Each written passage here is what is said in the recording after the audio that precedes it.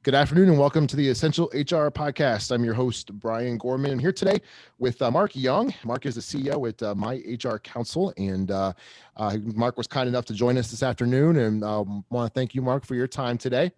Welcome to the podcast. Thank you very much. Yeah, I appreciate being here. Oh, absolutely. And Mark, maybe to get started for our listeners, talking maybe about who Mark Young is and what you do and your background and maybe how you got into HR and just a little bit about your story. Yeah. So, I went through undergrad. I was came out with an accounting degree, and I got thrown into a tax accounting firm. And as some tax guys would say, we're boring and stuff, but I found it kind of fascinating because a lot of really the underlying policies of companies and sometimes the forgotten things that you could do in either small businesses, or when you were internally, some of the aspects that affect taxes, corporate taxes, individual taxes. And I found that kind of fascinating. It's kind of a puzzle piece, putting different things together. And I started with this accounting firm called Lurie Bezikoff, and they were nice enough to allow me to go to law school at night. They had a few of the partners that did that, and so I was able to, not go into deep debt into going into law school, and so I learned the tricks of the trade for tax and accounting, and went to law school at night.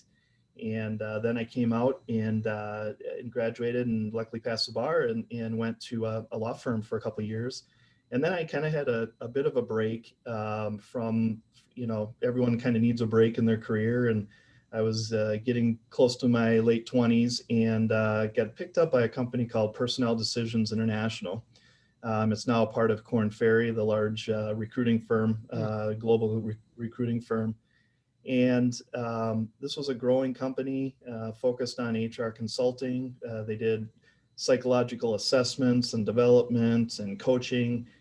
So it was both felt like an educationally based company. We were always assessing ourselves and getting coached by, the top coaches in the world that were coaching all the top five, Fortune 500 CEOs.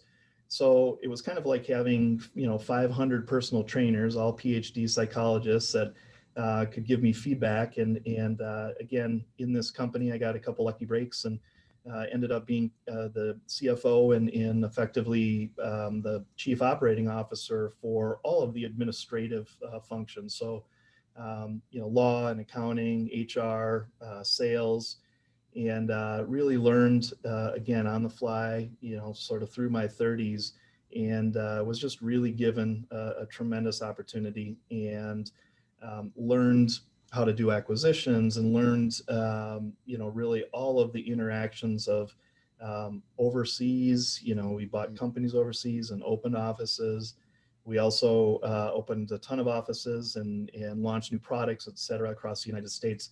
And each one of the offices sort of acted like small businesses. So, the more and more I got involved in, again, kind of leading the accounting and administrative side of that, the more I got interested in the small business, medium-sized business challenges that happen. And, fast forward a couple more years, and about 6.5 years ago, after going through being on a few boards and stepping in sort of interim CEOs while we were trying to sell these companies, one of the problems that we had in these smaller businesses was being able to afford, really top quality professional services. It's very expensive. The cost of law firms, traditional accounting firm, whether it's $500 an hour or $1,000 an hour, it doesn't bode well for small businesses. And I'll just say like 250 and under in employees. Sure. Again, for accounting, for tax, for law, and again, about just in the excess of 6 years ago, a buddy of mine from undergrad and law school and I were talking one day and said, wouldn't it be great if we could kind of take some of the business models that are out there? Think about software where you pay a subscription fee, and you're not worried about using the software and getting charged for it. But when you call a law firm or you call an accounting firm, you are.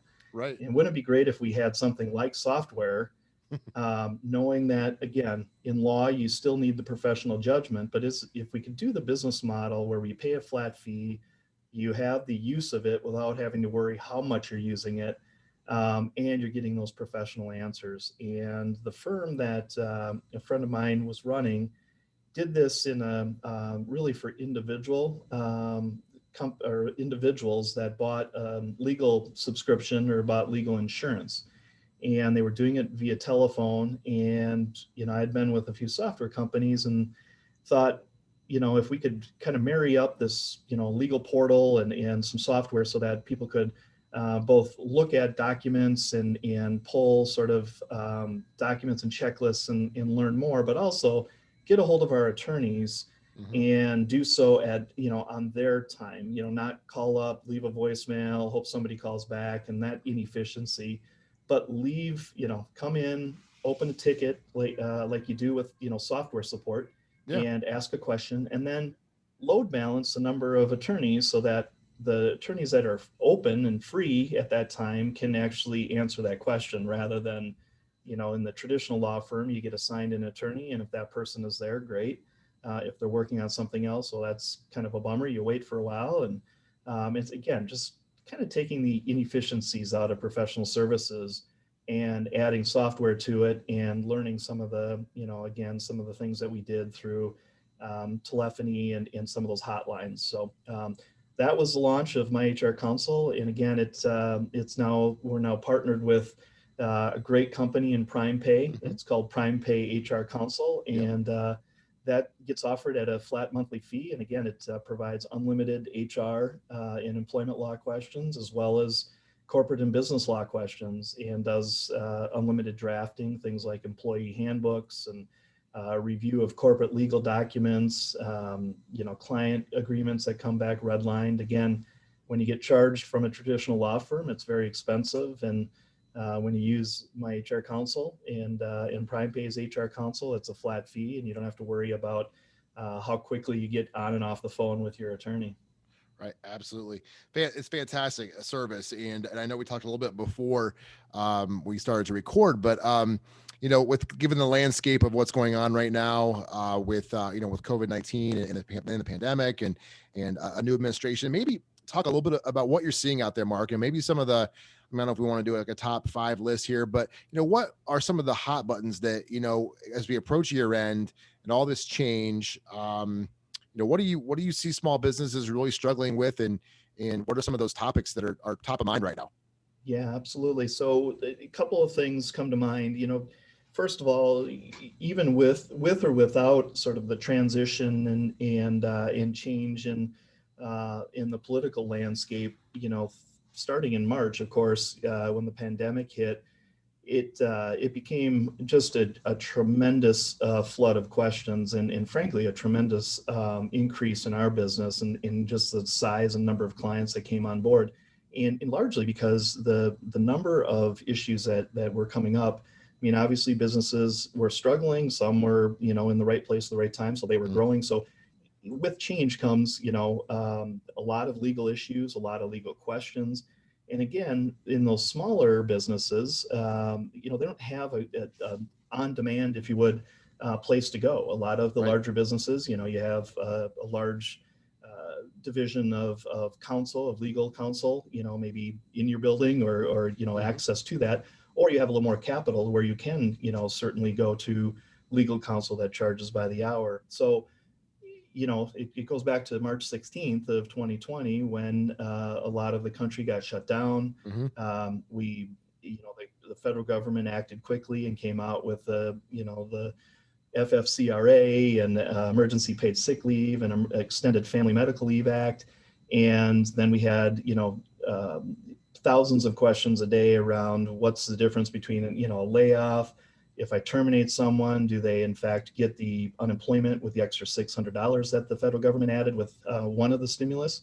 And Hmm. so there was just all of this interaction with the stimulus and new laws and in running a business when we were either shut down or under certain restrictions, working from home. All of a sudden people with policies that didn't include work from home, and that needed to update policies. And so I think our clients found that having unlimited resources at their fingertips and not having to worry about, oh my God, for me to get up to to update my employee handbook, to Mm-hmm. update my telecommuting policy, to lay some people off, to furlough some people, to figure out how to navigate the FFCRA and how I get a credit through the tax payroll tax credit. All of those questions, which again, thousands and thousands of our clients have those questions, Right. very similar. It's hard to find a great resource that doesn't just write about it, but gives you the opinion and practical way in which to solve those issues. And so that was really, again, what we've been doing honestly for the last 9 to 10 months, and that continues on today. I mean, if I look at our legal portal today, there's 50 questions about different people that were exposed to COVID or maybe contract tracing, and Mm-hmm. they were out at a client site and they heard from that client that somebody tested positive. So what do we do? Do you put them on furlough? Do you put them? What happens if do you send them to get a test? And if you send them to get a test, you have to pay for it, and so Right. all these employer questions, it's really, there's a lot at risk, especially now because there's a high sensitivity to it. But there's just a lot of unknowns. These are questions that haven't come up in 50 years, so just a lot of, one of the biggest, things is as COVID continues on, and even with the light at the end of the tunnel with the vaccine, Mm-hmm. there's just a lot of questions of what happens if a person tests positive or they think they might have been exposed. That's one of them. The other thing we're seeing is many of the states early on talked about you had to have a pandemic response plan. And by law, I happen to be in Minnesota, it is actual law that came into place in March. A lot of people didn't know that. And it's a $25,000 fine if you don't have it. Mm-hmm. So far, I haven't heard of too many clients that have been fined that, but now there's more and more states that are saying, not only do you need to have a written pandemic response plan, you need to send it out to your employees. And, as would happen a lot of times when there's a new opportunity, you have people that are charging a lot of money for those. And again, our focus and our business model was to make sure all of those type of policies, again, we know it's coming. Right. We know thousands of clients are going to need very similar, almost exactly the same pandemic response. So let's have a template and then let's gather their specific information. But the pandemic response plan is a requirement, and those change because of state and city laws. And so to keep those up to date, obviously you want to have counsel that's on demand so you can make those changes. The other thing that's coming forward here as we get towards the end of the year and a vaccine is a lot of questions around what do we do? Do we have a vaccine policy? Do we make it mandatory for employees? Do we make it mandatory for customers? And if so, what are the exceptions? And there certainly are some religious exceptions and disability exceptions, but for the most part, you can have a vaccine policy. And so there's already employers that are looking forward and saying, again, without law changes and everything else specific to the pandemic, what are things that we have to do? And then, as you said, Brian, the issue around, a change in presidency and again, after 4 years of a lot of executive orders, which is Mm-hmm. not atypical for a presidency, there's already, a lot of media that's talking about, unwinding some of those executive orders and making change in laws there, which will have effect in policies that employers have, whether it's small, medium, or large. So there are things that Joe Biden and the Democrats have run on. Yeah. They've Coming up. talked about increase in the minimum wage and more pay equity and lack, not pay discrimination. And so you're going to see bills on that, and that's going to have effect on policies and compensation policies. It's obviously going to affect your employee handbook, which is always, the end of the year and first of the year. The employee handbook to me is always the biggest thing. It's the legal document, if you would, with your Sure. employees. So not having that updated every year is really exposing businesses. And again, that's one of the main deliverables, if you would, of PrimePay's HR Counsel is to not only update your handbook but keep it updated. So that's huge. A couple other things that the Democratic platform ran on, that's a little bit different from what the Republicans had, was more of a guaranteed paid leave and maybe a federal guaranteed paid leave. It was brought up, I think, with the Trump administration, and we're hearing more and more that that's a big early push from the Biden administration. Mm-hmm. And the other piece is there had been talk about and different bills that had gone back and forth, really pre-pandemic, if you would, around addressing discrimination and harassment in the workplace. You're starting to see, I think there's 6 states now where it's mandatory. Mm-hmm. California being the leader in that, where there's 2 different types of sexual harassment discrimination training that's required by the end of 2021. And one for employees, one for supervisors, a couple hours, and it is, again, mandatory that you track that. Mm. So again, having the state of California actually provides those training programs, but tracking that needs, you need some form of learning management system or a tracking system to make sure you get through those. So a lot of subtle changes coming, but I do think the minimum wage has been, a big push, was a big push under the Obama administration to get to $15. So I think we're going to see, having to be able to track that. We know here in, again, Minnesota, we have different minimum wages for St. Paul and Minneapolis. Mm-hmm. And when that first came out, it was, what happens if you drive through those cities as a truck driver? Let's say, do you have to track those hours? In Illinois, there's 39 different minimum wages based on county and city around Chicago. Sure. And tracking all of those in a payroll system is critical. And trying to do payroll on your own without a great system like a Prime Pay is kind of at your own peril. So absolutely. If I can kind of hear what you're saying and repeat back to what you're saying here. I mean, it just seems to me like documentation. Make sure, as a small business owner, you have the documentation that all these requirements, you have to have that. And maybe speak to, I know you mentioned handbook several times, Mark, but maybe how would I go about getting a handbook updated?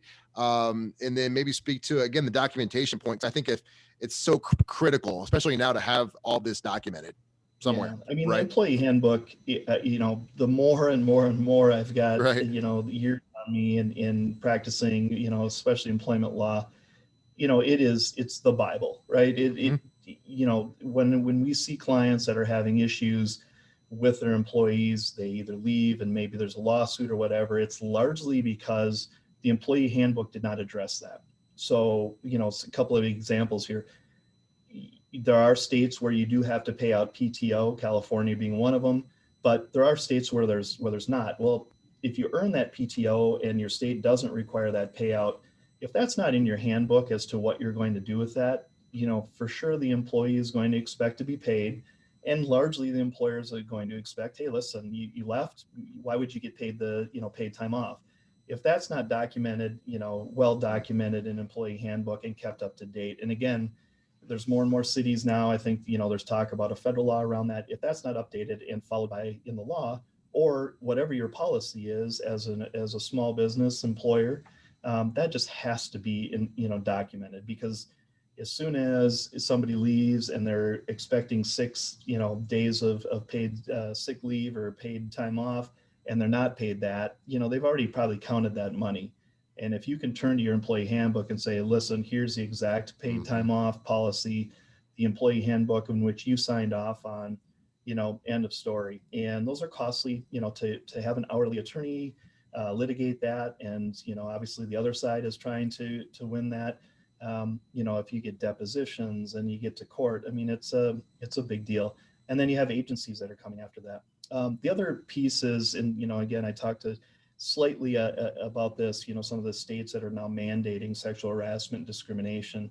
It's a combination of document and training. And, this has been a big area on really both sides of the aisle politically, but pay equality, sexual harassment, for the last, 10, 12, 20 years, it's been more and more out in the open in terms of, whistleblower laws and everything else. So it's not this, no one can step forward. And, we're making it easier and easier for people to step forward, which is great. But again, having documentation in the employee handbook as to what it is, what sexual harassment is and discrimination, and then doing your training, and Sure. doing it on on an annual basis. It's something that people just forget doing. If you're a 20 person, 20 employee firm, you think, well, I know everyone here. We see it more in small firms because you are comfortable with each other, your friends, Right. your some family members, and everything else. And the dollar amounts, if the average employment lawsuit is about $150,000 with costs and everything else, for a 20 employee company, that's devastating. Mm. For a 200,000 person company, that's probably not as big a deal. Right. So yeah, it's document, train, Mm-hmm. and even when you think it's just common sense, make sure it's in a policy. Social media, is obviously a huge thing. Absolutely. And there isn't a week that doesn't go by where employees that either left or are still working post something bad about the company, and of course the owner wants to fire them and sue them and everything else. And we have a First Amendment right, but do we have that as it relates to social media and talking about a company? Without it written in your policy, it's really hard to say, well, they should have known or whatever. But you write it in an employee handbook, no problem. And to your question about how do we go about employee handbook, Yeah. so there's, obviously you can Google it, and Sure. I don't know, there's $49.99, $199 Right. selections, do it yourself. And when you get it, you'll see a big, bolded disclaimer that says this is not a legal document. It's not legally prepared. You should take this to your attorney. One of the things that we felt really strongly about when we started myHRcounsel, and certainly with our partnership with Prime Pay, was you need to have it legally prepared. You need to Mm. be able to rely on this document. You need to be able to go somewhere to get it updated by attorneys who are watching the state, the municipalities, and of course the federal law, every day, frankly. And so what we've done is we do a quick information survey to make sure that we're getting the latest and greatest information from the employer. And then we create it with our attorneys, and we send out a draft to the client.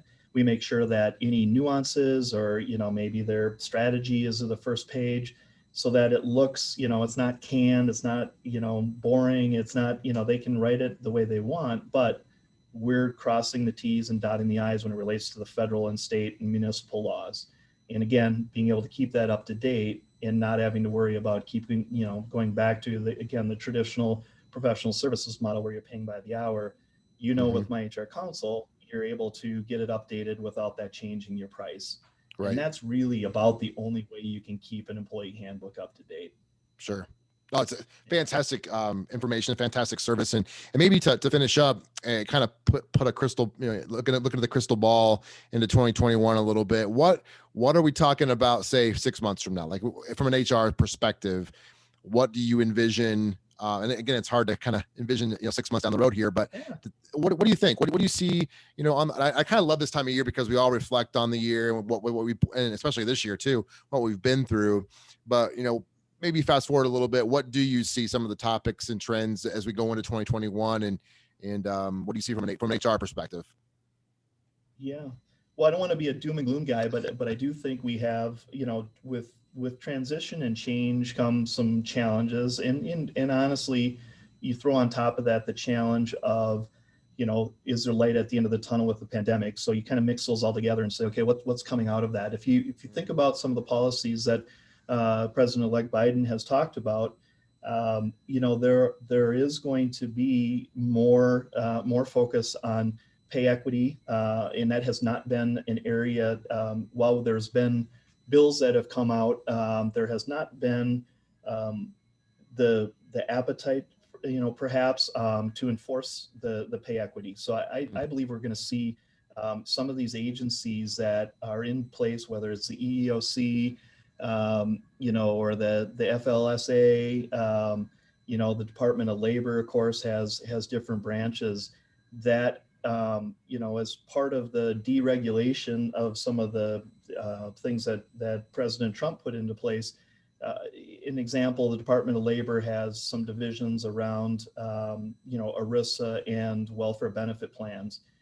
And without getting deep into that law, there's a lot of requirement around documentation and notices that need to go out to employees, even of like a two employee medical plan. You need to send out a summary plan description, notices throughout the year.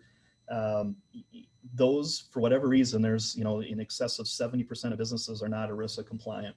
And there just hasn't been frankly, there hasn't been the appointment of several people on the boards that are in the enforcement divisions of the Department of Labor to be able to do that. Mm-hmm. And so I do see a little bit, sort of back to how the government and the federal government was run, where those seats are filled.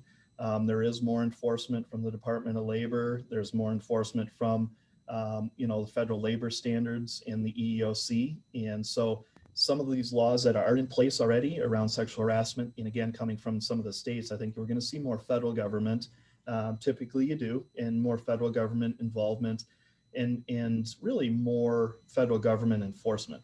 Because again, it's been a little bit of a holiday on some of those enforcement pieces. So, Brian, back to your documentation. I mean, again, the first thing I would do post Thanksgiving is get my employee handbook up to date immediately. Right. Sure. And then I would make sure that I knew, again, with all the benefit plans that most employers have, whether it's just medical or life insurance, is to make sure those documents are in place.